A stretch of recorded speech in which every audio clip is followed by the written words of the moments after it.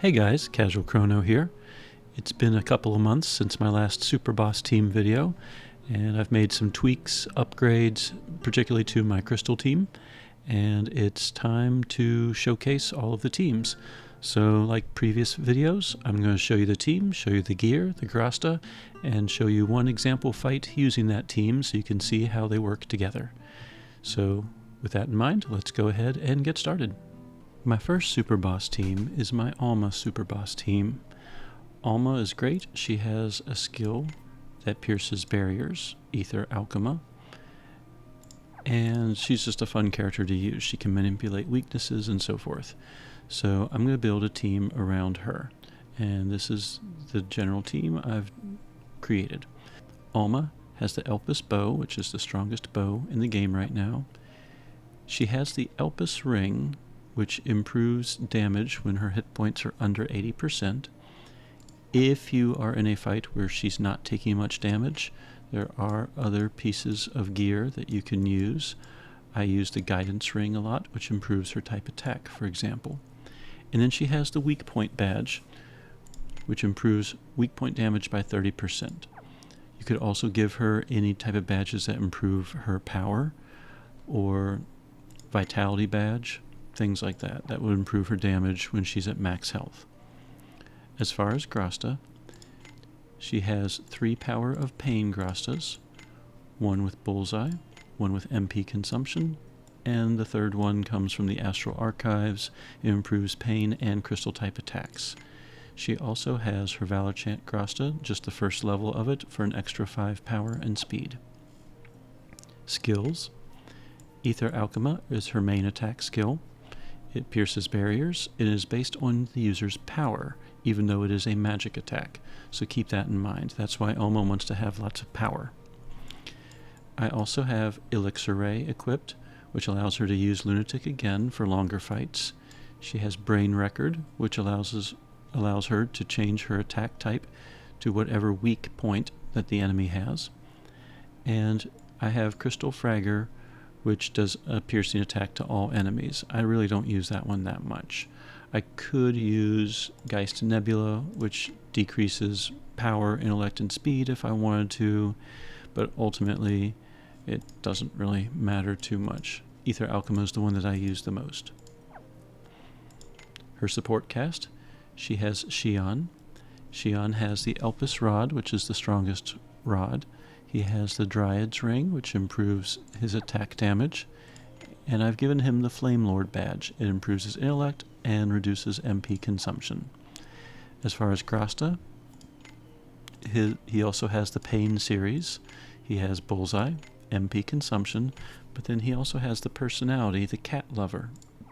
And the reason I have that one equipped, Alma, if you check her abilities, is a cat lover.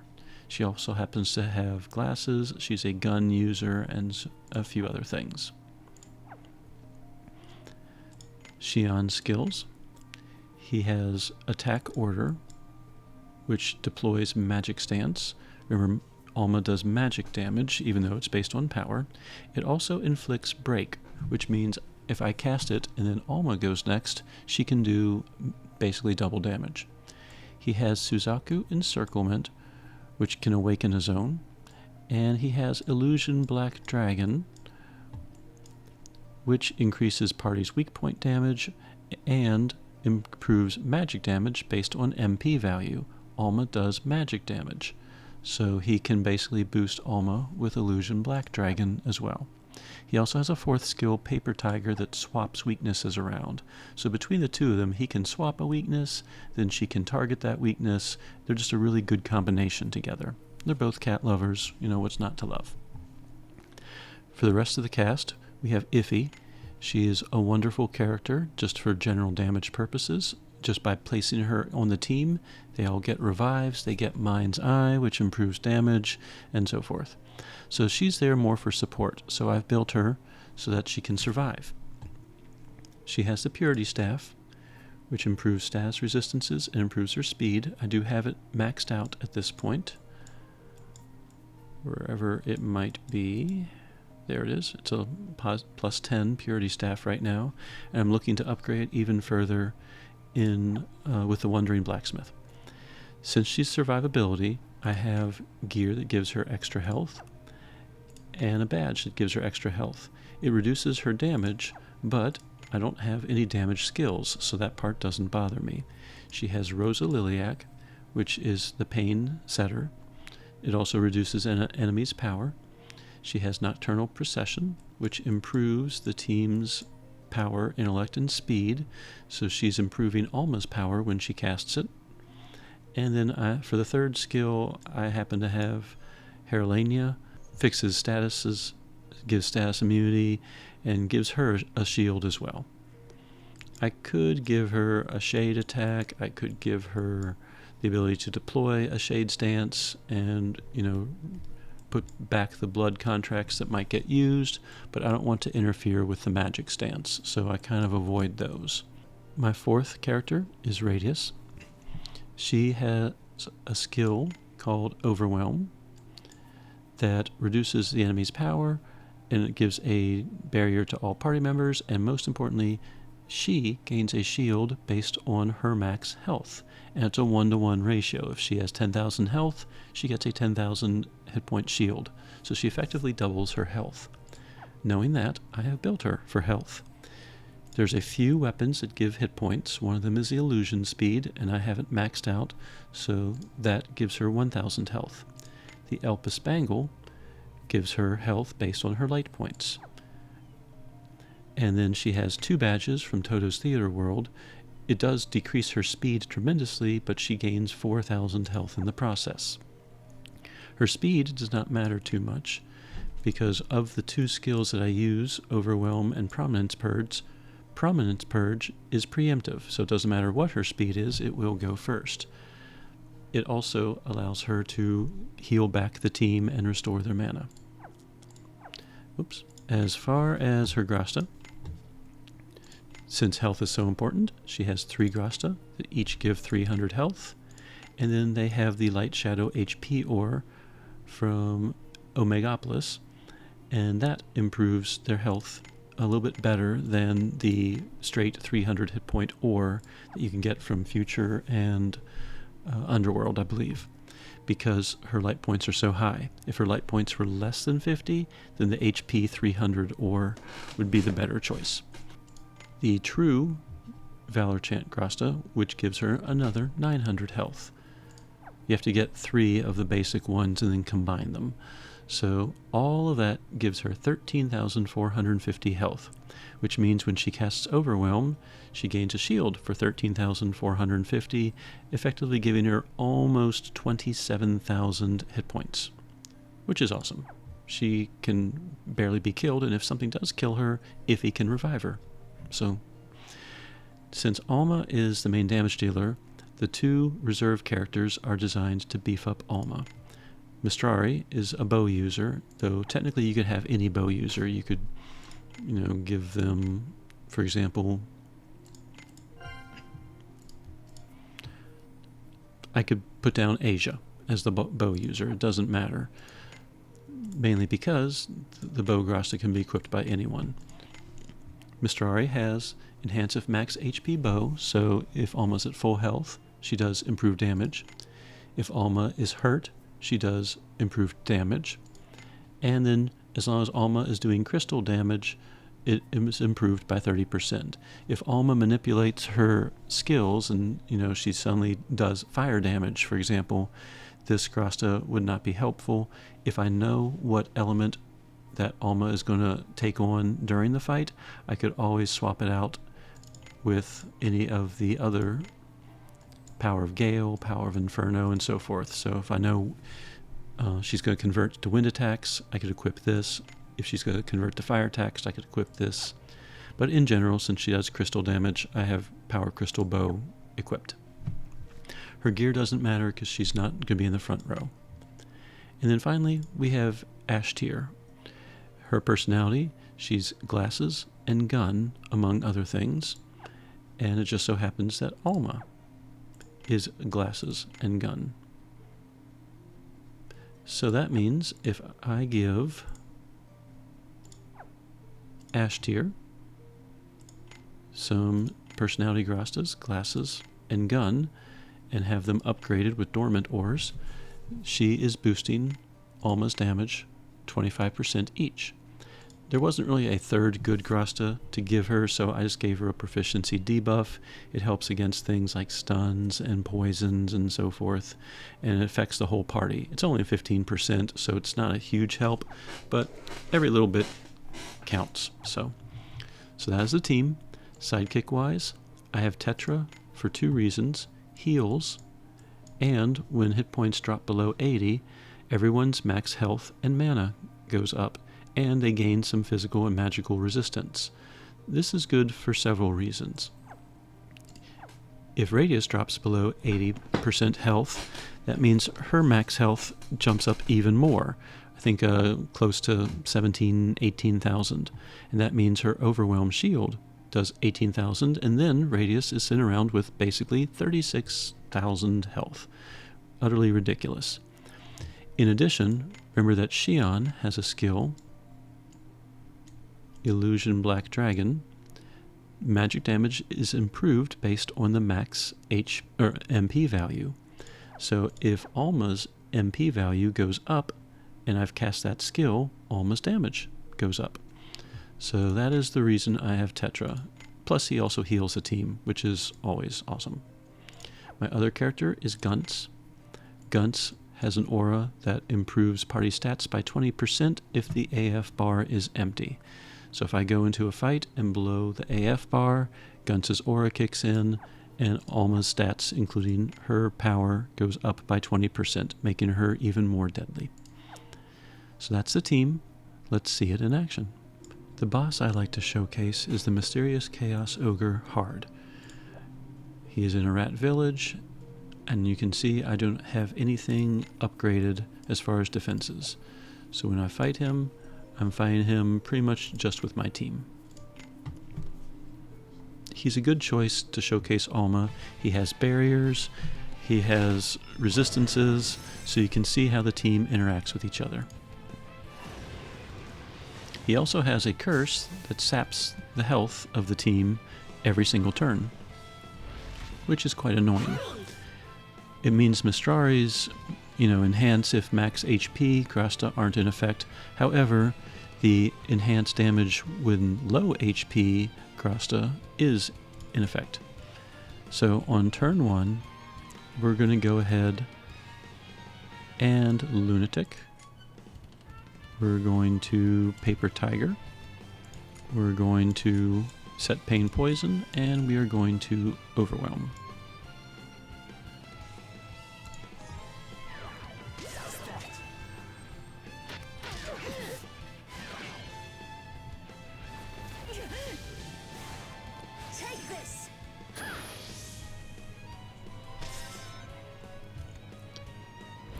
The purpose for Paper Tiger is now the boss is weak to Ether Alchema, and she is lunaticked right now.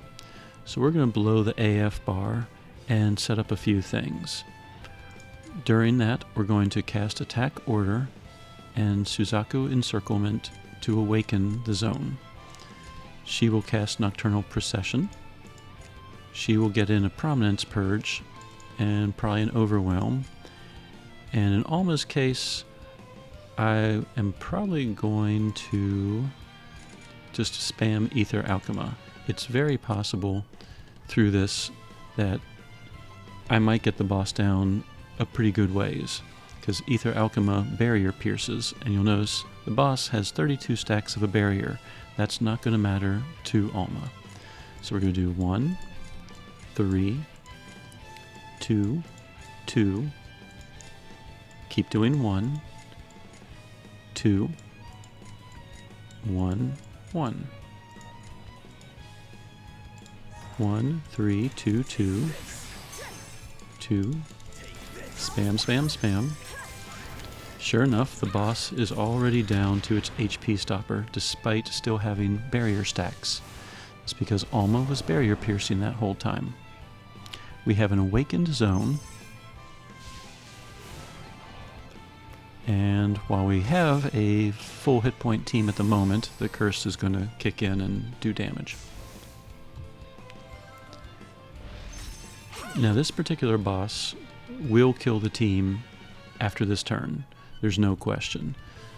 So we have to kill it first. So we're going to Ether Alchema with Alma. We were able to work in Suzaku Encirclement, Illusion Black Dragon. So both of those are in effect. So we are going to cast Attack Order.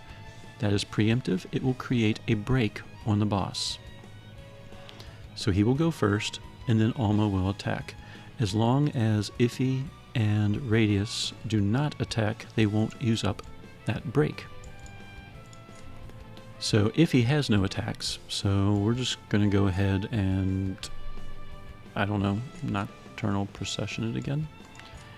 And we're going to Overwhelm, because if I Prominence Purge, that will use up the break. It's preemptive as well. Overwhelm does not attack. So you're going to see him produce a break, and she's going to attack the boss. In addition, because we blew the AF bar, not only is Tetra's aura active, but now Gunce's aura is now active. So Alma has an extra 20% in her stats, including her power stat. So let's see this in... There's the break, and there's Alma doing the damage cap. Whenever you see a 2, 1, 4, and then a bunch of numbers, you've reached damage cap. No character can do higher than that. It's like 2 to the 30th power or something like that. So that is how Alma can create a very powerful attack that pierces barriers, and how the team can survive thanks to Radius and Iffy's revival and so forth. So that is the Alma Superboss team in action. My second Superboss team is my Sesta Wind Superboss team, and there's a few variations of it. Sesta, however, is pretty much the mainstay. Sesta is geared with the most powerful gear. The Elpis Dagger for its overthrow and critical rate. She has the Ring of Might, which improves her damage when she's at max health, and she has the Vitality Badge, which improves damage when she's at max health. So it's very important to keep her at max health, or else those two effects aren't kicking in. As far as Grasta, she has the Pain series. She has Bullseye on 1, MP Consumption on 1, and the third one is from the Astral Archives. Pain and Wind type attacks go up. She also has the first level of her Valor Chant Grasta, which gives her an extra 5 power and speed. Skills, really the only one she ever uses is Twin Blade Wolf. I have Starving Wolf, Center Self, and Sky Mirror just in case I need it, but that's pretty much what she has. Starving Wolf is probably the only other one that I use a lot. When I'm blowing the AF bar, I use Starving Wolf over and over again to build up some combo points before I switch over and use Twin Blade. The second character kind of varies depending on the situation. Sometimes it's Suzette, sometimes it's Melody AS. And lately I've been playing a little bit with Malpifia. Malpifia kind of replaces Yifa in some situations, but we'll get into that later. So for short fights, I find that Suzette is the best one to use. Suzette has her manifest weapon, Dark Heavenly Tears. It is maxed out all the way, so she gains 30 power and speed from it. She has the Guidance Bracelet, which improves her attack power, and then she just has a power badge, 40 power. There's other badges I could give her, but she's not really the main damage dealer. She's there basically just to build up combo points and such. Grasta-wise, she also has Pain and Poison Grasta.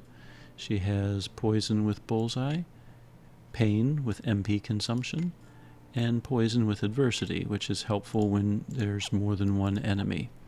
As long as both Pain and Poison are on the enemies, she's fine. You can mix and match that way.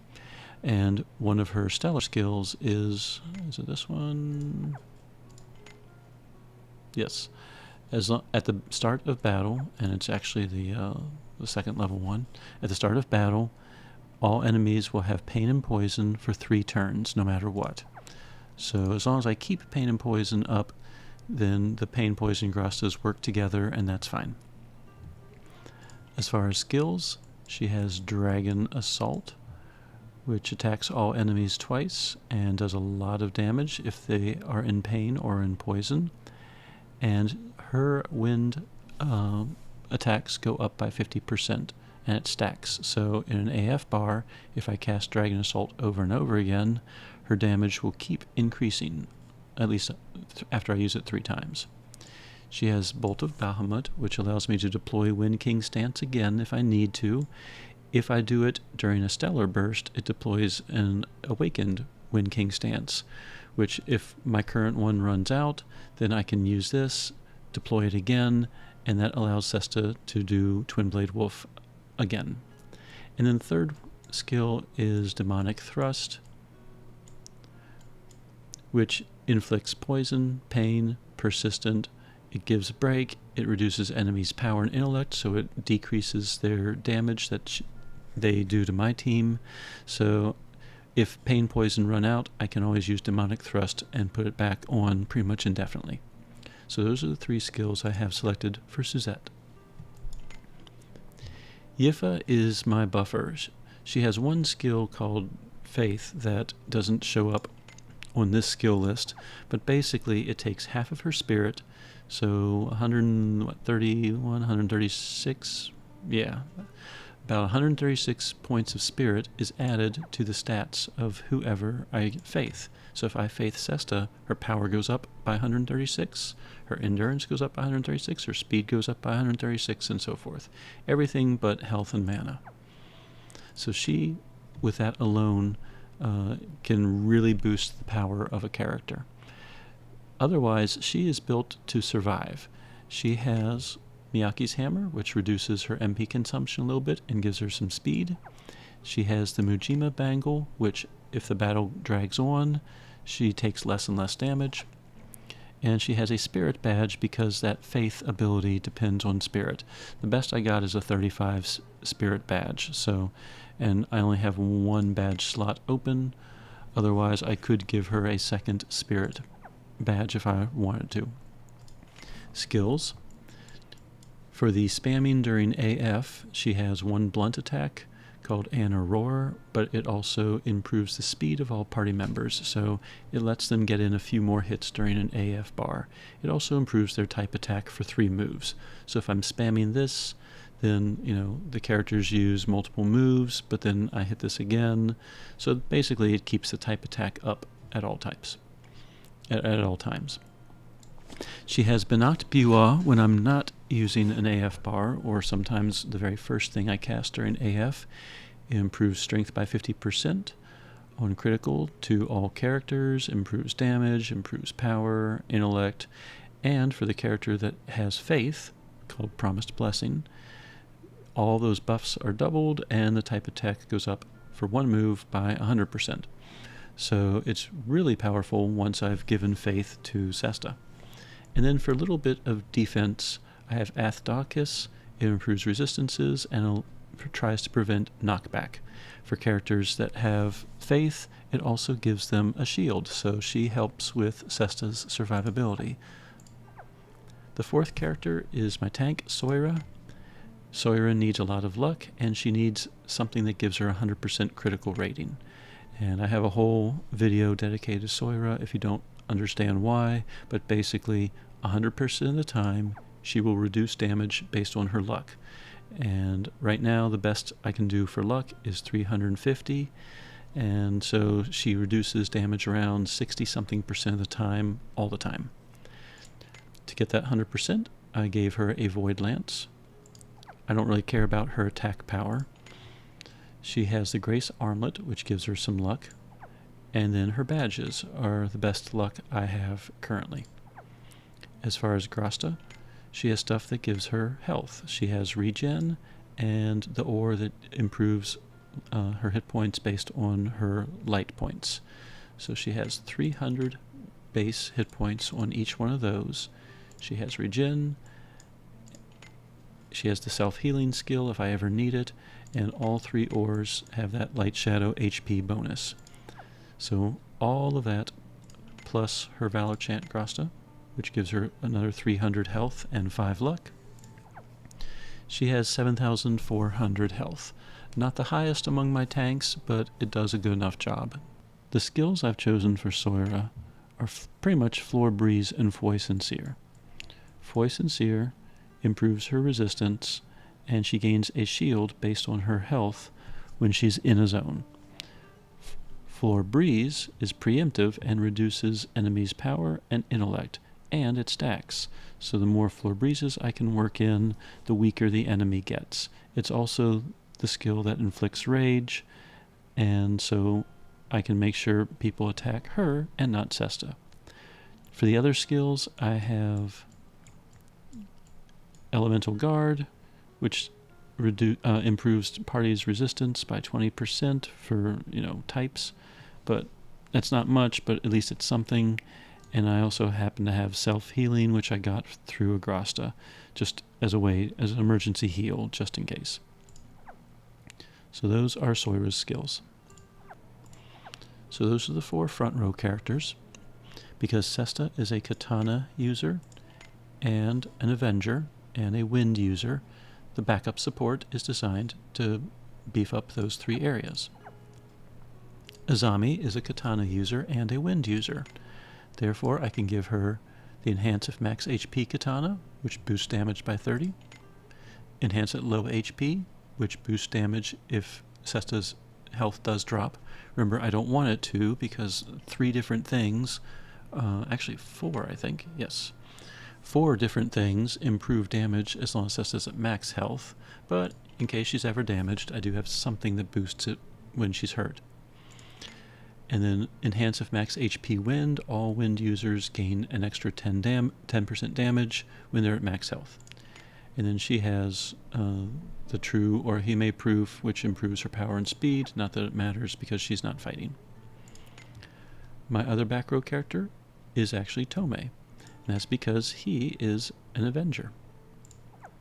Therefore, he can hold the Avenger Grasta and improve Sesta's damage by 25%. He's also a katana user, so I've given him Sound Body, which gives Sesta an extra 300 health, a little bit more survivability, and then he has Power of Gale, which improves Sesta's wind attacks by 30%. So both of them are completely beefing up Sesta, because I have no other katana users in the group. Sidekick-wise, I have Tetra for heals, and Tetra's Aura, which improves health and resistances when characters drop below 80%. And I have Gunts as the second choice. If I blow the AF bar, everyone's stats goes up by 20%, which means Sesta's power goes up by 20%. So between that, Yifa's Faith, and all the boosts, Sesta can do massive amounts of damage. And Twin Blade Wolf is barrier piercing. For longer fights, instead of Suzette, I tend to use Melody AS, because she can automatically restore an awakened wind zone, which means as long as she's in the party and alive, Sesta can basically do Twin Blade Wolf indefinitely.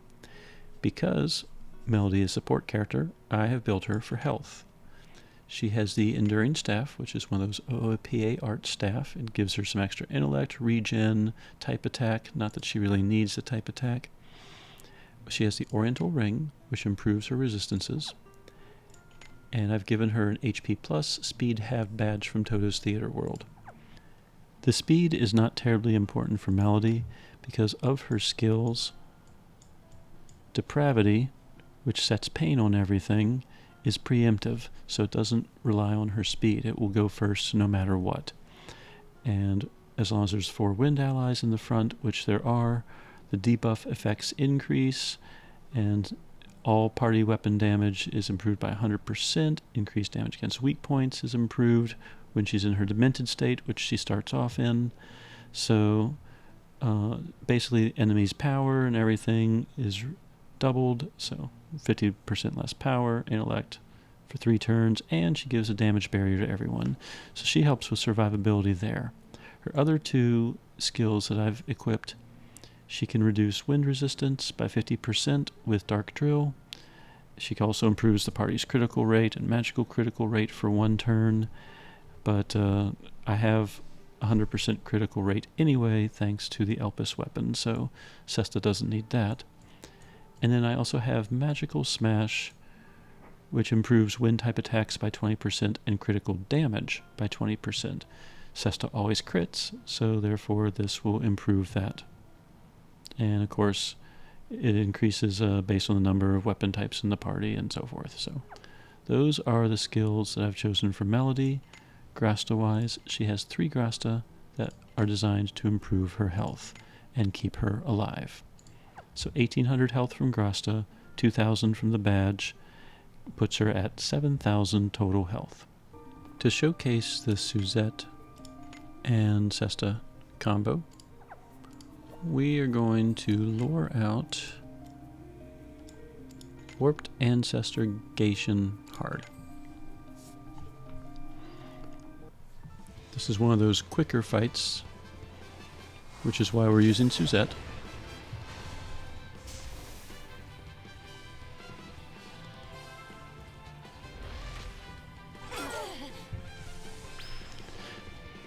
Now, one issue with this fight, a lot of the skills and equipment for Sesta depended on her having max health, and this particular fight never gives her max health because of that curse. So that's a little bit annoying. We're going to blow the AF bar on turn 1. We're going to use Starving Wolf a few times, and when it gets low, we're going to switch over to Twin Blade. She is going to Dragon Assault pretty much the entire time, and that will help keep the bar going a little bit longer. She will cast Banach once, Athdaucus once, and then an Aurora. And she's going to work in Foy Sincere and Floor Breeze. And she'll mainly spam Floor Breeze during it. So we're going to do 1, 1, 3. Actually, we'll do 1, 1, 2, 2, make it nice and simple, then 1, 1, 3, 1, and then switch over to Twin Blade when the AF bar gets to be about there. So 1, 1, 2, 2, 1, 1, 3, spam 1, watching the AF bar, Twin Blade,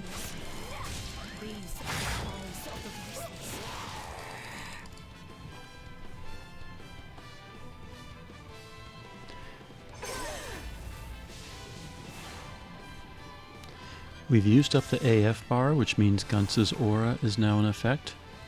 Tetra's aura is also in effect, since the team took damage. We can Twin Blade. We can now Faith. We can pretty much cast whatever we want. If we want to get the AF bar going faster, we can do Dragon Assault. If I feel like I need to reduce the power and intellect more, I could do Demonic Thrust, and I think that's what I'm going to do for this turn. We've got all 3 stacks of Floor Breeze going. We got Foy Sincere up, so I'm just going to go ahead and do Elemental Guard now, just for a little bit of extra defense. I could also do Floor Breeze to help speed up the AF bar again.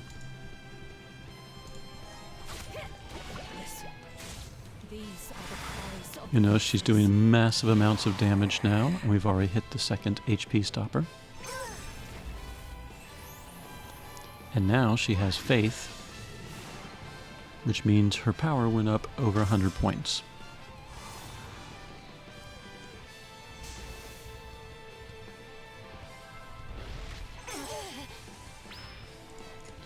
So we're going to cast Banach Biwa, since it only lasts until the end of this turn. That will give her a huge buff.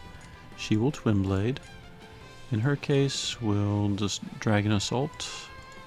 And we'll Floor Breeze it. Why not? So there's the buff. And here goes Sesta. She doesn't even get to the final 2 swings. She's already killed the boss. So, quick kill with Suzette in the party. To showcase a slightly longer fight, we're going to fight the Warped SD-148, a boss that's unlocked during the no access quest. So now, instead of Suzette, we have Melody. This boss has barriers. It tries to deploy an earth zone. It has knockbacks. It's just kind of annoying. So we are going to Faith Sesta right away. She is going to Twin Blade, because what else is she going to do? We're going to go ahead and get Pain on the boss, and we're going to beef up resistances. How's this? Blessings upon you. Listen. These are The final two attacks are barrier piercing. So you see that she just took the boss down about 2/3 of the way. Melody's end of turn action is to restore health and mana to the team, and to deploy awakened wind zones in certain cases. So even though Soira just lost a lot of mana, she got some of it back at the end of the turn. So now on turn 2, we're going to go ahead and blow the AF bar and get Gunsa's aura going as well. So during that time, we've already cast Depravity. So we're going to work in Magical Smash and then Dark Drill it. She is going to work in a defense, Athdaucus, and then Benacht. And we're going to work in, we've got Voice and Seer, so we'll work in one Elemental Guard and then Floor Breeze.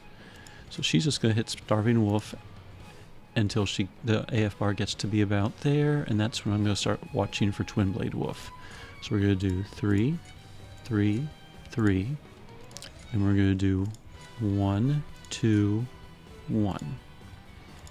And then just spam ones the rest of the time. 1, 3, 3, 3, 1, 2, 1, and then just spam ones. There's the Twin Blade, not that it matters too much.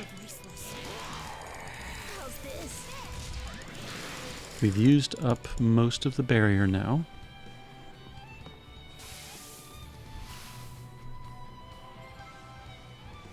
He heals, breaks my barrier, and has an Earth Zone going.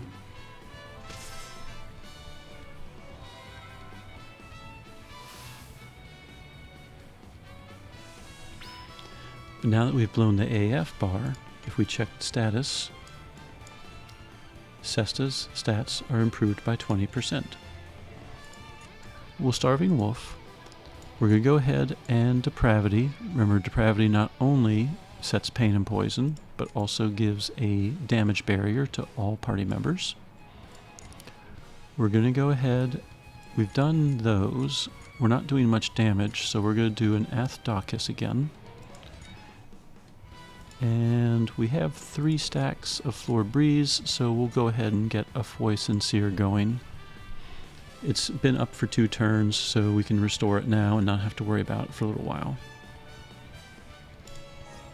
blessings upon you.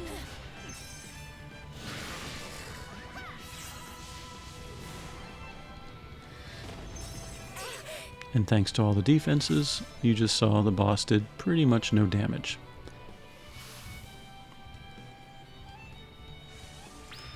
We're going to Floor Breeze, we're going to and a Roar. We could Magical Smash it or Dark Drill it. Let's Magical Smash it.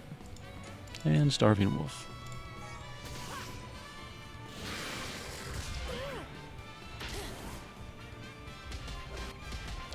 He casts 2 knockbacks. The first one was blocked. So that's why only Soira flew into the background. So we're going to move her back to the front row. We'll Aurora again. We'll Dark Drill. We'll Starving Wolf. Actually, we might do a Depravity just to get that shield going again.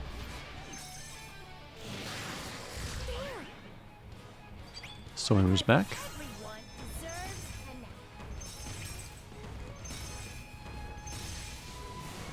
Despite being in an Earth Zone, He didn't do that much damage to Soira. And at this point now, we're waiting for her to restore an Awakened Wind Zone. So let's see, we're doing good there. Let's do an Elemental Guard. Let's do an Athdalkis to restore our knockback. Let's Dark Drill it and Starving Wolf it. Blessings upon you.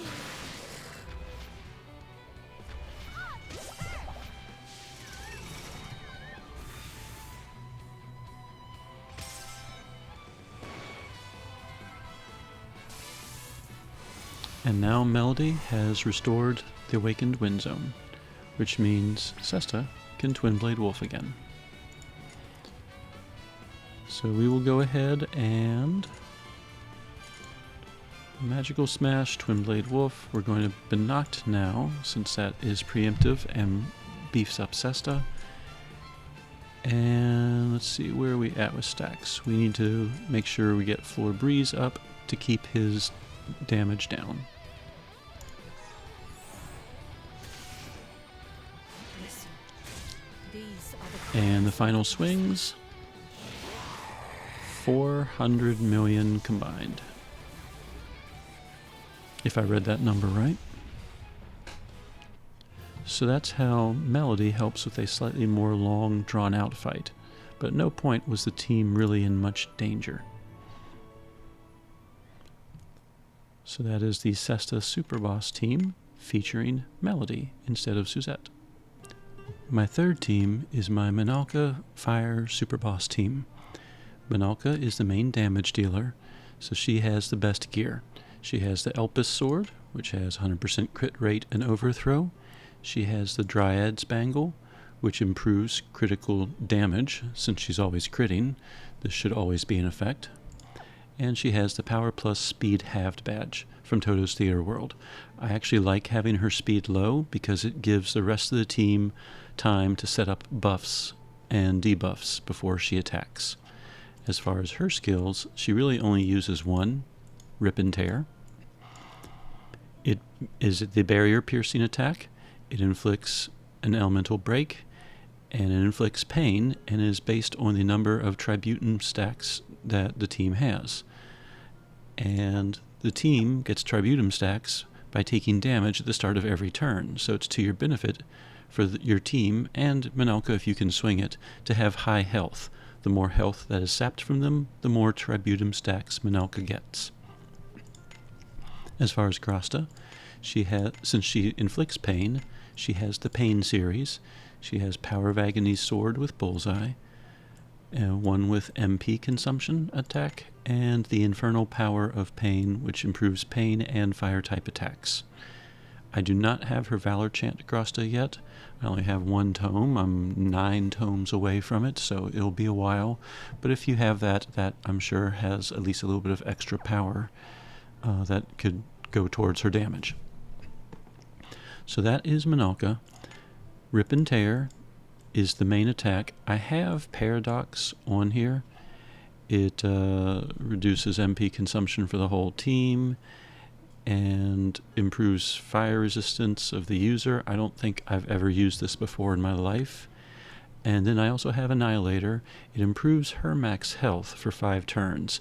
Every so often I'll use this just to boost her health, and that will make it a lot easier to do Tributum stacks. For the rest of the team, I need a fire setter, so I have Sukiya.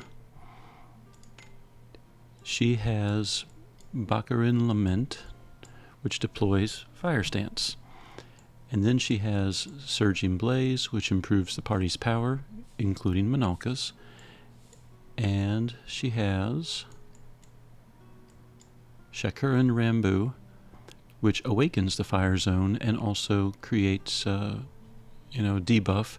Enemies are more or weaker to fire, reduces their resistance. It also improves fire-type attacks by 50% for all party members. So she can set fire, she can boost Minalca, and then she can weaken and boost with those 3 skills. Since that's all she's doing, I don't need to focus too much on giving her like Pain Grasta, things like that. So I have her built to survive. She has 6,000 health. She does have the Dryad Spear, just because I haven't really found any good spears that help with health. I mean, I could give her stuff that gives her extra speed if I wanted to, but she has the Subspace Bracelet, which gives her 300 extra health, and she has the Dragon Bond Badge, which gives her 500 health and regen. As far as grasta, she has 3 grasta, each that give 300 health, and each that was buffed with a 300 health ore. So she gets 1,800 more health from grasta, putting her at 6,000. Iffy and Radius are the same as in the Alma team, so I'll gloss over them. Iffy is defensive-minded and has defensive skills. Radius is built to survive and has her HP buff skills and grasta. So nothing really different there. For back row, Minalca is a sword fire user, so I need a fire user and a sword user. Aldo fits the bill. Aldo has Enhance if max HP fire, so as long as Minalca has full health, which isn't that often given the way her skills work, she does boost her damage by 10%. Minalca usually is hurt, so this one is usually in effect. When she's below 80% health, her damage increases by 40%. And then no matter what her health is, her fire attacks go up 30% because of this grasta, the Power of Inferno sword. Violet's grasta, she's another sword user. She has Almighty Power Glutton, and that is because Minalca is a glutton. If you check her ability, sword, military, glutton, Kronos Empire, and fire. So I had to find another glutton, and I just chose Violet, though you could really choose any glutton for that particular grasta. I did choose Violet because she's also a sword user, she's free, and I can give Robust Body Sword to her, which will improve Minalca's health by 300.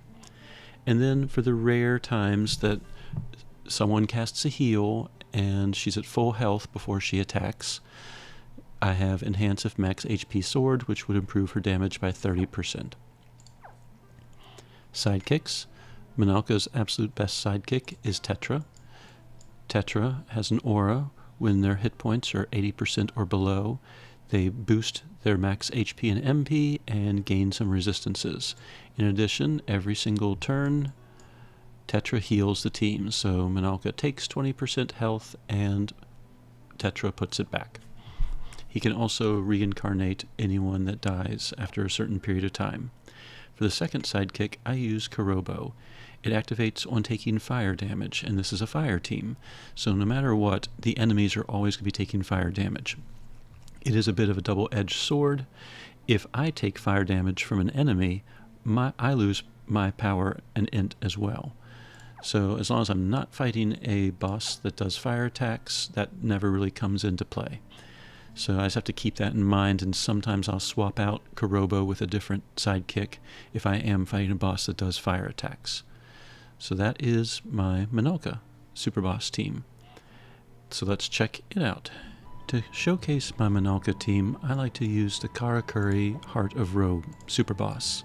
It's a level 10 Superboss, multiple HP barriers, so it really gives you a chance to see how the 4 characters interact.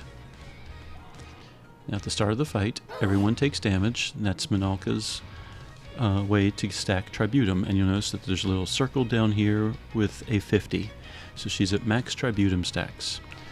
Now she's going to rip and tear because that's what she always does.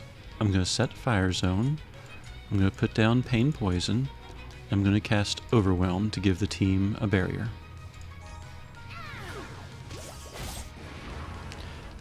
As long as the boss has more than 50% health, Minalca goes twice. Now that the team has a barrier, I can use a second turn for Radius to go ahead and, even though the boss already has Rage, Prominence Purge will start allowing me to restore health whenever attacked. She's going to Nocturnal Procession to buff, she's going to Surging Blaze to buff, and Minalca's going to rip and tear like always. So now when she gets attacked, she reactively heals and restores mana.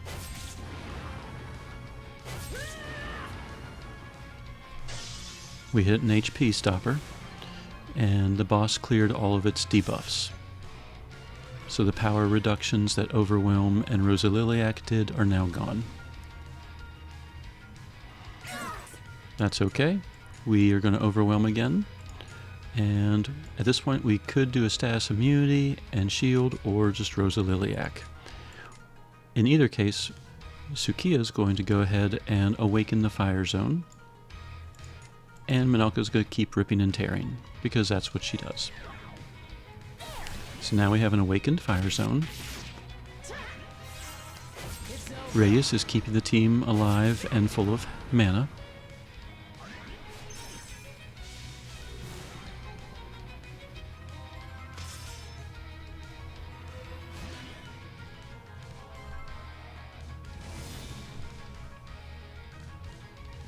And Minalca is just going to keep ripping and tearing, like always. So at this point we've cast everything. We can either reduce the speed, or we can rebuff the party. It doesn't really matter how fast the boss is to me, so I'm just going to rebuff the party.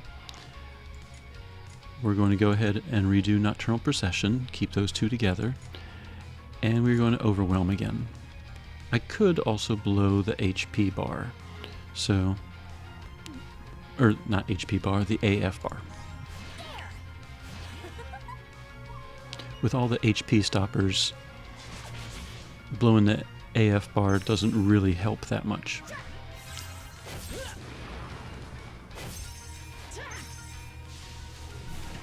Now that the boss is below 50%, Minalca is not doing a double rip and tear every turn.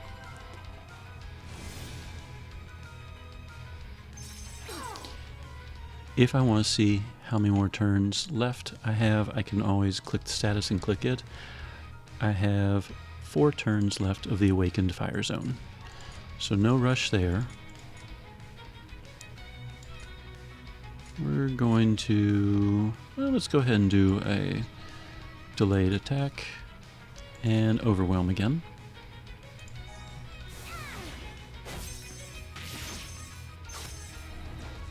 He attacked 3 times, Radius heals 3 times. Or it looks like maybe twice there.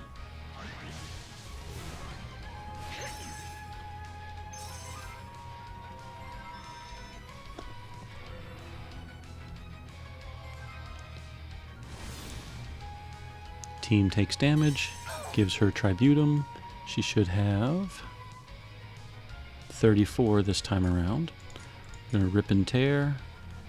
We're going to go ahead, we just did Shakura and Ramvu, so let's go ahead and Surging Blaze, Nocturnal Procession, and we'll go ahead and Overwhelm again.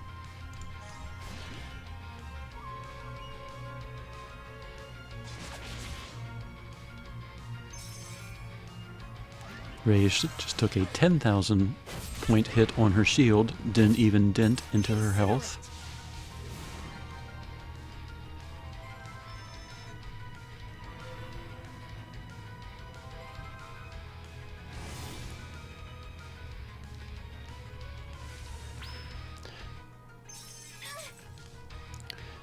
Now we're going to go ahead and just blow the AF bar for fun. During the AF bar, we're going to work in probably 1 more Overwhelm and a Prominence Purge. We're going to work in a Nocturnal Procession, and it doesn't really matter for her. We'll go ahead and do a Surging Blaze followed by Shakur, and she's just going to rip and tear because that's what she always does. So we're going to start off and do a 1, 2, 2, 2, and then pretty much just spam the first skill from that point forward. I might work in an Elemental Barrier, but I haven't really seemed to need that. So, and I also might work in a Rosaliliac, so 1, 2, 2, 2. There's the Elemental Barrier.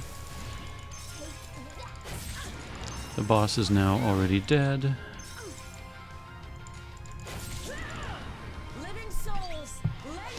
But that's just an example of how Minalca synergizes pretty well with this team. And they just took down a level 10 Superboss out of currently 11 levels. And as you could tell, no one was really threatened. No one died. I didn't have to bother with resurrection, anything like that. Just a pretty straightforward fight. So that was the Minalca Superboss team in action. My fourth team is a Thunder Superboss team. The main damage dealer for this group is Oboro. And he's only level 80. I could get him to higher levels if I wanted to pour in some light points, activate his stellar board more. But let's take a look at this team. We are going to focus on Oboro, so we want to give him the best gear. He has the Elpis Dagger, he has the Glimmer Ring, which improves his speed and his critical strength, and he has the Vitality Badge, which as long as he stays at max health, his damage increases by 20%. For Grasta, he has the Pain Grastas. One has Bullseye, one improves damage when he's in an awakened zone, and right now the third one's not upgraded. Some people might like Adversity, which improves damage against multiple enemies. Some people like the MP Consumption attack, so that one can kind of be upgraded with whatever you like. As far as his skills, he has his stellar skill, Rising Beat, which activates the user's strongest unique skill, which in this case would be Ituryu Haze. And that skill is activated at double extra large strength, whatever that means. When the spark count is at 50, he consumes all the sparks and increases his Raging mode level by 1. His other two skills, for his third slot, I have the Volcaic Sword. It decreases slash resistance. It only affects one enemy. So if I'm fighting a boss and there's only one of them, I might start the fight with that one to reduce slash resistance, and then move on to the others. His second skill, Rage and Repa, improves Thunder type attack for 3 turns, and if there's an enemy that's weak to Thunder, it also increases that weak point damage. Otherwise, he just attacks all enemies 3 times. It also improves katana equipped damage by 50% for 3 turns. So the general order is if there's one enemy, I'll hit his third skill, and then I'll hit his second skill, and then I'll just spam Rising Beat until the AF bar is over. To support Oboro, this is the cast that I've selected. Miyu is really there more for damage than anything. She has the Elpis Spear, she has the Guidance Bracelet, which improves type attack, and she has the Berserker Badge, which improves her power. I don't care much about the reduction of physical resistance, mainly because, again, this team is designed to wipe out something on the first turn. So, in theory, she shouldn't get hit. As far as Grasta, she also has the Pain Grastas. She has Bullseye, she has MP Consumption, and she has Adversity. Skills. She is the Pain Setter. She has Levin Longinus. It attacks all enemies and inflicts pain. It does it only for 3 turns, but again, if we're wiping out a boss in 1 turn, it doesn't really matter. So she hits Levin Longinus first in the AF bar. Then her second skill, she improves her own power. And then the final one that she spams is a Thunder Piercing attack on all enemies, and it increases the combo rate as long as the enemy has status effects.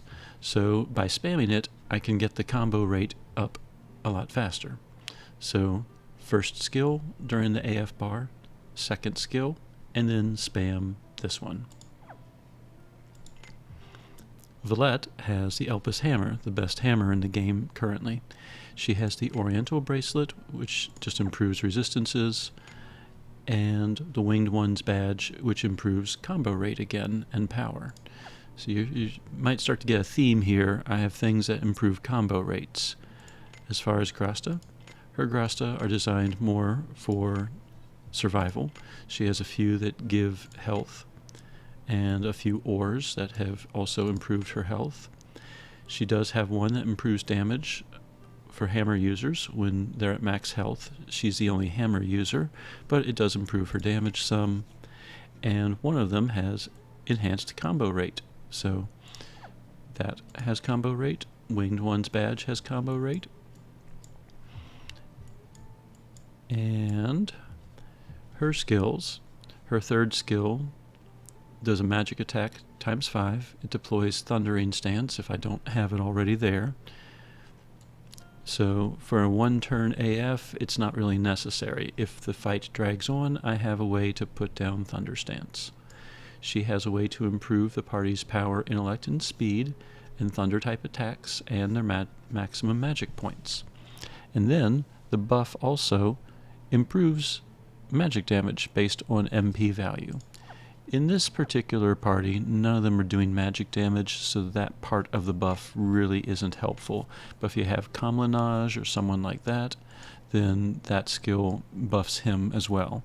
However, regardless, the team's power and speed goes up. Speed particularly being very important because during the AF bar, you want the characters to be as fast as possible. And then Thunder-type attacks going up by 50% is always good for a Thunder team.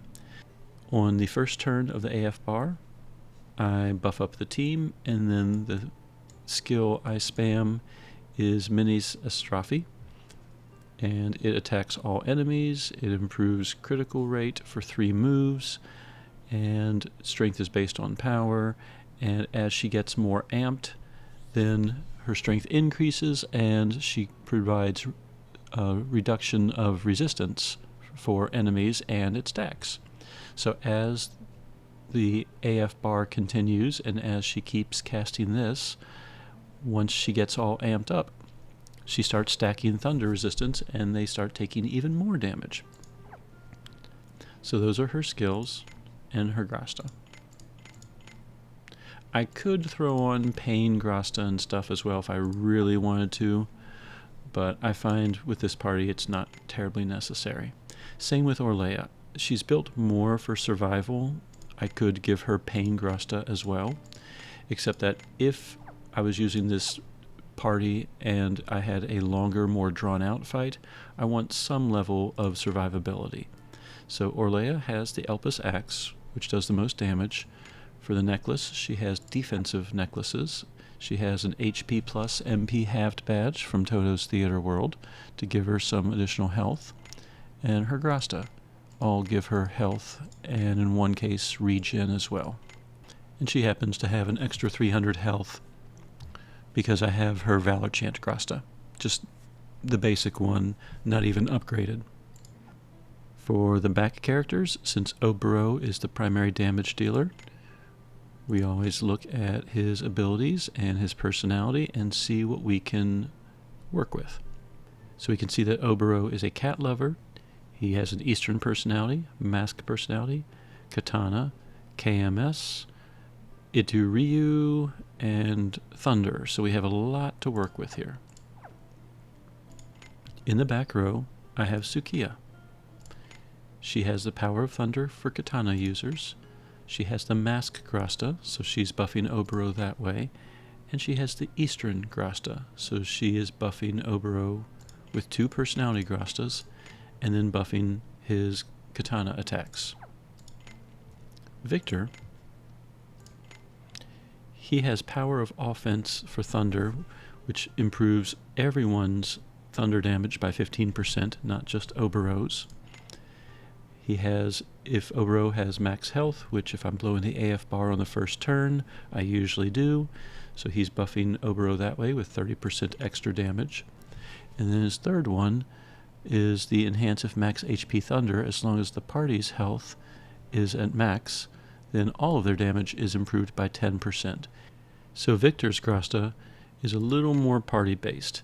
Everyone gets 15% as long as we're in Thunder stance, and as long as everyone's health is at max, everyone gains 10% there.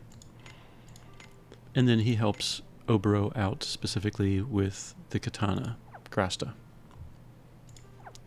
So those two, Sukiya is directly helping Oboro, Victor is partially helping Oboro, but also partially helping everybody. Sidekick-wise, for a Thunder team, Gunts is the best possible choice. So when the AF gauge is empty, if the fight drags out, everyone's stats will increase. He has the ability to inflict Thunder Break and so forth. And his charge skill, he can basically deploy Awakened Thunder Stance over and over again, as long as Valette's in the team as well. So he's an excellent choice. And for the sub-sidekick, to some degree, it doesn't matter too much who you use.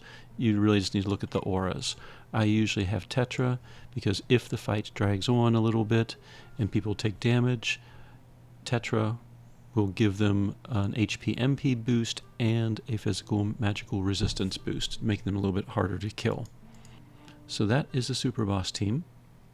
Let's go ahead and see it in action. My Thunder team is designed for a quick battle. It's like blow the AF bar, destroy the enemy. It's not really designed for long drawn-out battles. So HP stoppers and stuff kind of mess up this group. Alright, checking to make sure that nothing is resisting, or null. Good. So here we have an awakened zone. Miyu is going to do Levin Longinus to stick pain on everything. And then we're going to beef up the party's power. We're going to increase users' weak point damage, thunder type attacks, and beef up the party's power again. Then she is going to beef herself up, and then everyone pretty much spams their first ability.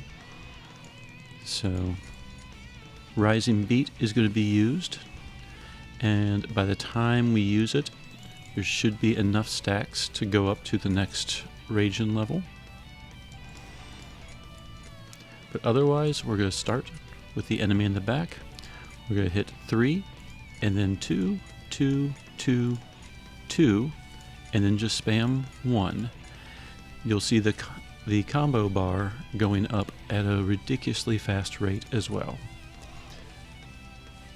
So 3, 2, 2, 2, 2, 1, 1, 1, 1, 1, 1, 1.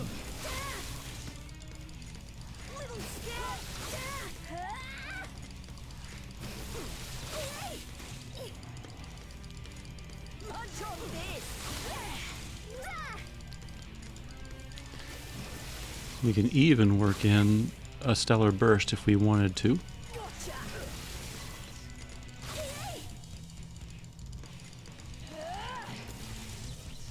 We have over 1000% combo bar. The enemies were completely obliterated, and that was with half an AF bar. So that's the design behind the Thunder team. It's meant for a quick fight, one turn, no HP stoppers, and as long as an enemy is not null to Thunder, this team should obliterate it quite easily. My fifth and final Superboss team is my Crystal Superboss team, Thillelillie ES being the main damage dealer. And I did a lot of tests with this, and I personally have found this to be the strongest of my combinations, but all of these teams, Minalca, Sesta, the original Alma team,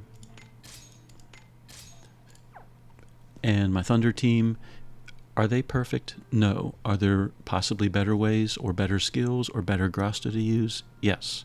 I'm just showing you what has worked for me, and I'm giving you examples of these teams fighting super bosses so you can see them in action. If you can recreate some of these teams, great. That said, this is my Crystal team that I've settled on. Thillelillie is the primary damage dealer. Therefore, she gets the best weapon, the Elpis sword. She has the Dryad's Bangle, which improves critical strength since she always crits with the sword. And then she has a Power Plus Speed Halved badge. And that is to give my party some time to provide some buffs and some debuffs. Very similar to Minalca. And just like Minalca, she has basically the same grasta. She has the Power of Pain series, one with Bullseye, one with MP Consumption, and the third being the Gleaming Power of Pain from the Astral Archives. It improves both pain and crystal type attacks. She also happens to have an extra 5 power from her Valor Chant Grasta. She is Stellar Awakened and fully Stellar Awakened. And the skills that I have chosen, Photon Messiah as the skill that I spam during AF bars. It does 2 attacks, it inflicts pain, so she is my pain setter, and it improves crystal type attacks by 50% for 3 turns. I also have chosen Promised Land. I always like my second ability to be some type of a buff, and this improves power, among other things, for all party members, and also improves physical, magical damage based on MP for 1 turn. However, for sword-equipped allies, like Thillelillie, it increases hit count by 1, so if she does an attack like Sword and Heart that attacks 4 times, it will actually attack 5 times. And that buff will last for more than 1 turn for any shadow allies. And then I have Benediction. This team automatically deploys an Awakened Crystal Zone once it expires. I don't really have a very easy way to put it back, so she has Benediction equipped so I can put back Crystalline Stance if I need to. And then her 4th skill is Sword and Heart. It only activates when she's in sword-wielding savior mode, and unless you have Moke on the team, you only have basically 1 chance to use it, and then it's done for the fight. Moke can restore sword-wielding savior mode and allow Sword and Heart to be used again. If I use it during a Stellar Burst, Moke will automatically have enough charges to restore it immediately afterwards. So it's best if you can use Sword and Heart during a Stellar Burst, but if you have all the charges already, you could kind of use it whenever you want and then just have Moke reactivate. And I'll try to show an example of that in the example battle. So that is the Thillelillie. Her supporting cast. I need a tank, and so we have Alma AS as a tank. And I have been spending some time upgrading her, so she is really powerful at the moment, I believe. Like most tanks, I've built her for health. So she has 11,000 base health. How did she get that? I've been working to level up the Lollipopper. I got it to level 10, took it to the Wandering Blacksmith, and then upgraded it even further. So she gains, I believe, 2,000 health from it. I guess I can take it off and see. Yep. So she gains 2,000 health from having the upgraded Lollipopper. She also gains physical resistance, and she gains a hold ground, 9 lives. Now that said, she is also fully Stellar Awakened, and part of her niche is that she can't be killed for the first 2 turns. So I don't know if the hold ground from Lollipopper really matters much, but the health definitely matters, and then any physical resistance is great. So I've chosen the Lollipopper as her weapon. She has the Elpis Ring. Not only does it have high defense and magic defense, it also improves her health. And she also gets extra damage when she's under 80%, but she's not the main damage dealer. I'm not too concerned about that. And then, like most tanks, I have an HP 2000 speed halved badge from Toto's Theater World, and that puts her speed at 159. She starts the fight in an Alchemaic High, which adds 50 to all stats. So in reality, she starts off the fight with a speed of 209. And then, depending if she's in that Alchemaic state or not, her speed might be about the same as Thillelillie's, or it might be significantly higher. So that's a little bit of an X factor. Skills. I have to spam during an AF bar, Luster Glare. It provides 3 stacks of Elemental Break, and it improves for 3 moves, critical rates, type attacks, and so forth. So it's good to spam. I'll hit it during the AF bar. There's 3 stacks of a break. Everyone gets 3 moves of boosted power, and then when it becomes her turn again, she spams it again. So I like spamming this one in the AF bar. Because she's a tank, I need to create Rage, and that's what Refraction Bullet does. It inflicts rage on all enemies, and she gains a counterattack. It also boosts her resistance, so this is a good thing to cast the very first turn. And whenever she is hit, her counterattack will restore health and mana for the entire team, much like Radius does. For my third ability, I have Kaleidoscope. I don't use it that often. I probably should learn how to use it a little bit better. But basically, I can link any character and give them Barrier Pierce for 3 moves. And if I use it in a Stellar Burst, the link goes to all party members for 5 turns, and the entire party can Barrier Pierce for 3 moves. It also revives characters that might have gotten knocked out during the fight. So I have it mainly for the revive purposes, but it would be nice to give anyone Barrier Piercing. However, Sword and Heart automatically Barrier Pierces, so I guess I could give it to Melissa and let Melissa do more Barrier Piercing damage as well. Now, Alma is at level 85, so she does have a little ways to go before she hits 100, and so over time she will gain a little bit more health just from leveling up. But that is Alma, her gear, and her skills. Grasta-wise, she has the standard base 300 health for each one, and she has MP consumption, restore HP after a victory, and light shadow, HP ores for everything. Now, I could go and swipe one of the regens as well, so she has a mana regen. I'm just a little lazy at the moment, but if you have that type of Grasta and you use her as your primary tank, I probably would. So that is Alma as the tank.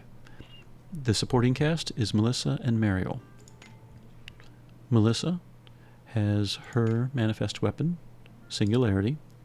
She is all about speed. If you look at her skills, a lot of skills are based on the unit's speed.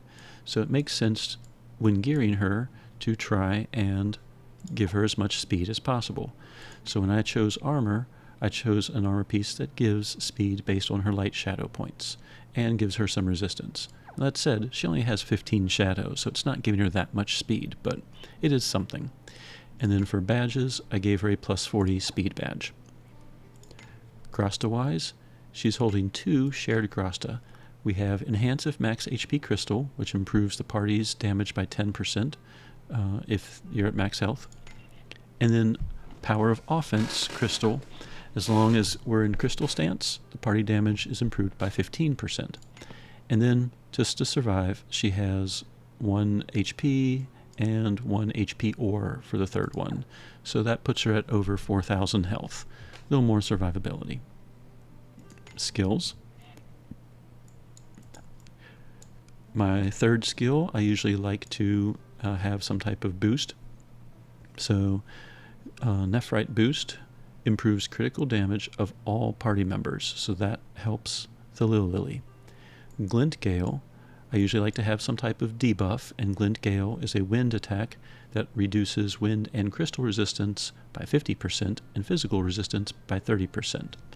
So that is great to do right before Sword and Heart. And then for the third attack, I thought about inflicting elemental breaks with Hornet Hail. I've been using Ruin Genocide, which inflicts normal break and does a crystal slash attack. But this Hornet Hail, it's 1 single attack versus Ruin Genocide's 2, because this is usually the one that I spam during the AF bar. But I'm thinking, even though this is only 1 attack, the fact that it puts on elemental breaks will probably help the other characters while they're attacking. So Hornet Hail is going to be my spammable third skill. So Melissa's Stellar board has most of the basics unlocked. I went ahead and improved her level cap up to 90. I figured the extra stats from that outweighed this ability because I don't often have KMS allies or synth humans in the front line. So, but to each their own. Otherwise, she has all of the basic abilities enhanced. My fourth character in the front row is Mariel. She is a light character versus the other 3 shadow, but through testing I've found that her presence, and in particular her Oratio Virtuous skill, kind of outweighs the fact that she's not a shadow character, and it improves Thillelillie's damage way more than a lot of other characters do. That said, I don't have some very popular characters like Alter Dewey to test, so you might have a better lineup than I do. That said, let's look at Mariel. Mariel's main role is to provide healing, to provide barriers, to keep the team alive.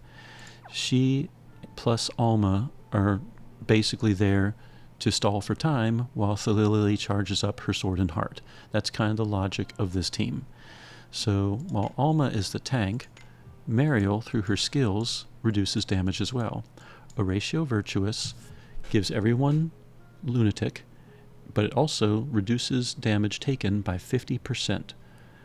And she also gets a shield, and the party's type attack is improved by 50% for 5 moves every single turn, because it gets restored. That's how praying works. So Oratio Virtuous boosts the team's attack power and helps prevent Alma from dying.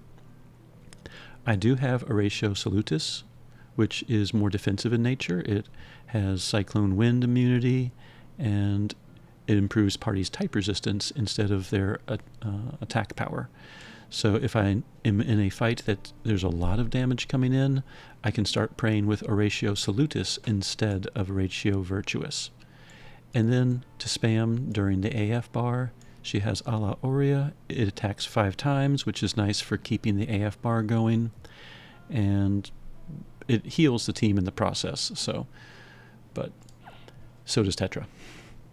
As far as gear, she has enough gear to give her 7,000 health, so she's kind of hard to kill. For weapon, she has Enduring Fists. It's an OOPA arts weapon, and it gives her some mana regen and MP consumption. She has the Elpis Necklace, which gives her extra hit points, and she also has a Toto Theater World badge, 2,000 health, minus 50% speed. Her speed is not important because praying is preemptive, and the only time I would attack usually would be during an AF bar, or when there's nothing else to do. The fact that her attack heals, if she goes last, any damage that's been taken from the boss can get healed up right away. Grasta-wise, she has 3 Grasta, each one with an HP ore, so 600 health there, 600 health there, and 600 health there. And I don't have her Valor Chant Grasta yet. So that is the main team. For the sidekicks and for the back row, we always look at personalities. If we go to ability, we see Thillelillie is a Sweet Tooth, a member of the clergy, West personality, sword, and crystal. It just so happens Melina, any of her forms, it doesn't matter which one you use, I only have 2. Melina is a member of the clergy, West, and a Sweet Tooth, so she can hold 3 different personality Grastas that will all boost Thillelillie's damage. Since Thillelillie is a sword user, we need a sword user in the background. Again, it doesn't matter who you use. It could be Annabelle, it could be any sword user, Aldo works, as long as they can equip sword stuff. So she has Enhance if max HP, Enhance at low HP, and Power of Crystal Sword. So it doesn't matter what Thillelillie's HP is, she should get an extra 30% boost in damage as long as she's continuing to do crystal damage. Sidekick-wise, we have to have Moke included in order to recharge the Sword and Heart skill. So he is a guaranteed sidekick. He also has an aura. If an enemy has weak point damage and we hit it, everyone's critical damage goes up by 30% and everyone's magical critical damage goes up by 30%, which is nice. And then we have Tetra. Tetra is there for healing. Tetra is there for reincarnation. If characters go below 80% health, Tetra boosts their hit points and mana and improves their physical and magical resistance. So if Alma takes some major damage, Tetra will boost Alma's defenses even more and boost Alma's health even more. So that's the logic there. So that is my Crystal Superboss team, let's go ahead and see it in action. To showcase the Crystal team, I like to fight the Warped Ancestor Gaishin Heart. There's proof that I don't have any upgrades. Heart. I meant hard. Alright. Warped Ancestor Gaishin Hard. I believe a level 9 or 10 super boss according to the wiki. I forget which.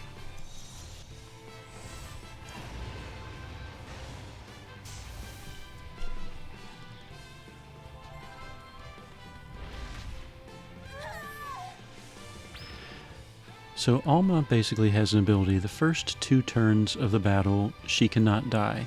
She redirects all damage to herself, and she just won't die, period. So I have a guaranteed 2 turns to set up stuff.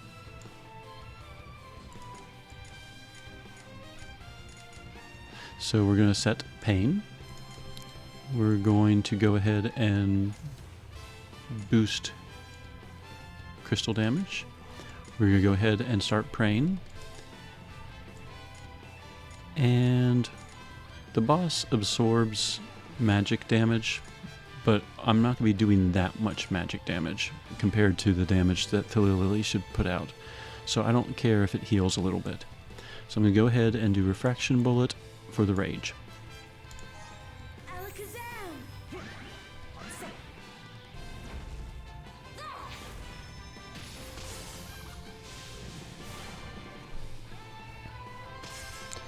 Now, because the entire team took damage from the curse, Tetra's aura has already kicked in. We're going to go ahead and Luster Glare next. We're going to Glint Gale to reduce crystal resistance. And we're going to do Promised Land.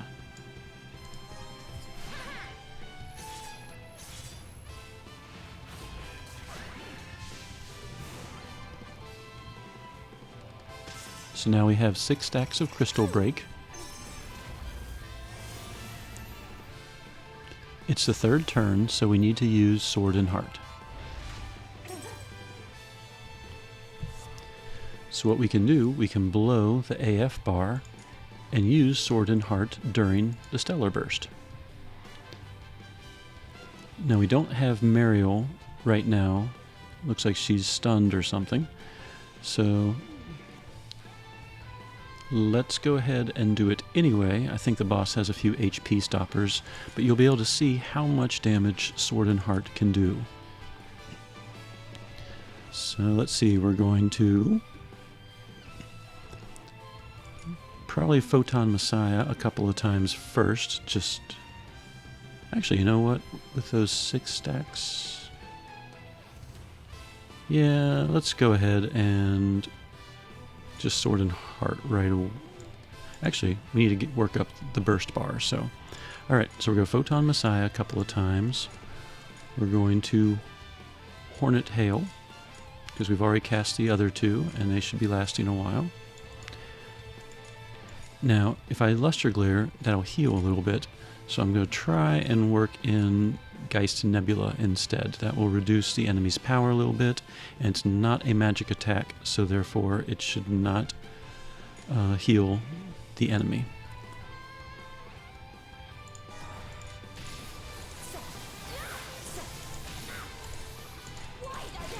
Alright.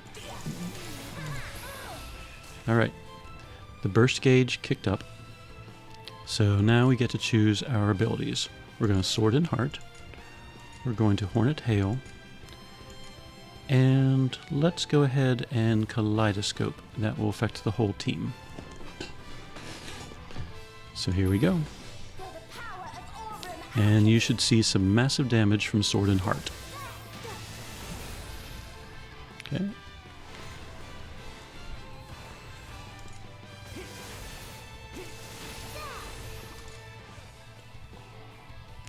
Now we hit the HP stopper.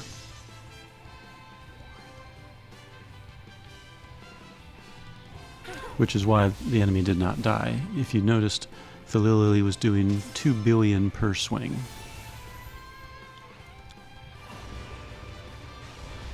But now we have Mariel back. So we're going to Refraction Bullet we're going to Ratio Virtuous. At this point, we're going to go ahead and redo Nephrite Boost, but because we did Sword and Heart during the Stellar Burst, we have a full bar and we can switch and have Moke come in. He is going to attack. We're going to switch Tetra back. And we already have 5 stacks towards the next one, but that has re-enabled Sword and Heart. So we're going to go ahead and do Promised Land this turn. And we can Sword and Heart basically as soon as we want to. We could also Photon Messiah and try to work back the bar, but let's go ahead and Promised Land right now.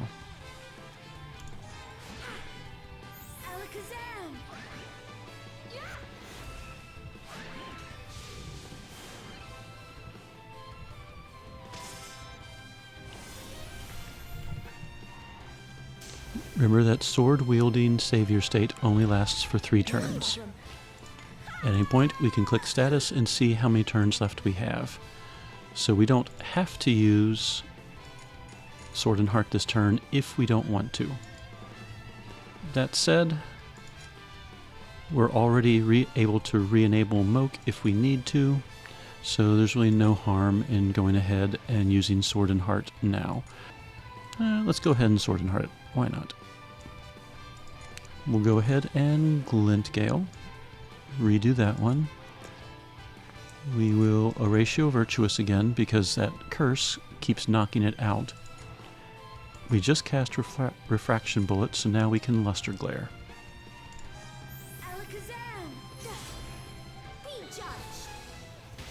Okay. And we took the boss down to the next HP stopper.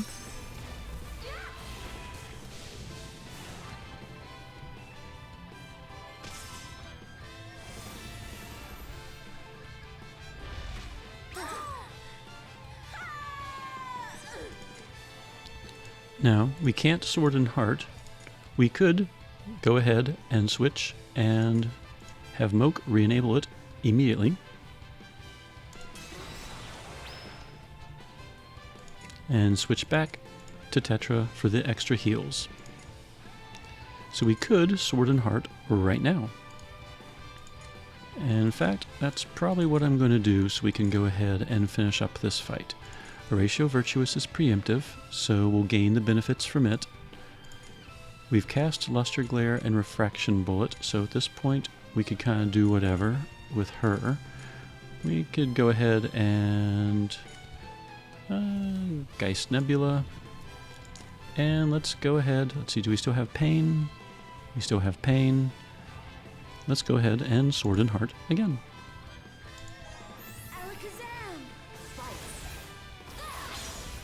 Here we go. And the boss is defeated. It's a little clunky swapping Moke in and out so often, but that is how this team works. That's how Thillelillie works. And as you saw, as long as you kind of plan ahead and make sure that the sidekick bar stays charged, you can bring him in. And we had 3 Sword and Hearts in what, like 5 turns? 6 turns? However many turns that was. It's a lot more frequent than, I first thought when I was reading about Thillelillie and the whole savior-wielding state status. So, anyway, that is an example of the Crystal Superboss team. Aside from a little nuisance of Mariel getting stunned for a while, the team really wasn't in much danger of getting killed. I think the curse did more damage than the boss did. And you saw Moke able to re-enable Thillelillie, so I kind of like using that boss as an example. And you saw Thillelillie's damage. It's barrier piercing, it's massive, and there's a lot of hits. She was easily able to go to each HP stopper pretty much immediately without much setup. That is my Crystal Superboss team. So the goal of my Superboss teams and showing them off, it's not to actually show them off and go, haha, I have awesome teams and you don't. The goal of these videos is for you to look at your characters and see how you can build around them. In each Superboss team, I had one primary damage dealer, I usually had one tank type to take the blows. The back row characters were both designed with the shared grasta to beef up the damage dealer, and the other characters usually provided pain, provided buffs, provided debuffs, and so forth. In the Alma Superboss team, Alma was the damage dealer, Radius was the tank, Iffy provided pain, Xion provided the magic stance and some buffs, and the two in the back and the sidekicks basically all boosted up Alma. Superboss Team 2, Sesta was the damage dealer, Melody, or Suzette, was in there to provide pain, Yifa provided buffs, and Soira tanked. Azami and Tome in the back were boosting Sesta. The Minalca team, she was the damage dealer, Iffy was the pain provider, though technically Minalca can provide her own pain. Sukiya placed Fire Zone, awakened the Fire Zone, provided buffs, provided debuffs. Radius kept the team alive. Aldo and Violet were completely supportive of Minalca. In the 4th Superboss team, Oboro was the damage dealer, Orlea is the tank, and the entire team was designed to enhance combo rate, and Sukiya and Victor had grasta that supported Oboro, sidekicks supported Thunder Stance, and this team was designed so that they could destroy anything in one turn as long as there were no HP stoppers, and most of the damage was being done by Oboro. And the 5th Superboss team, again the same concept. Thillelillie was the damage dealer, Alma AS was the tank, Mariel and Melissa were there to provide buffs, to provide debuffs, and Melina and Annabelle were holding grasta that were all boosting Thillelillie's damage. And then sidekick-wise, we had Moke in there to re-enable her biggest attack, Sword in Heart, over and over and over again. So that is the general philosophy. One damage dealer, one means of survival, buffs and debuffs, and then grasta holders to support damage. And then sidekicks are kind of, it was like Tetra was in almost every single one, because Tetra is just awesome. But the other sidekick was Moke or Gunts, Kurobo, etc., depending on the situation. This did take years of collection. I've been playing since 2019, so a lot of these characters I've gotten over time. I still don't have everyone. I only have 184 characters. I say only, I realize a lot of you probably have less, but there are way more characters to get. Over time, collect your grasta, run your present ancient guerrilla dungeons, get your ores from Overworld and future guerrilla, beef up your team with all the green dungeons, run the red dungeons, use all those keys, and over time you will be able to devise your own teams. Pick a damage dealer, pick a way to survive, and then build support around whichever one damage dealer you choose to. So I hope this helps. Casual Crono, signing out.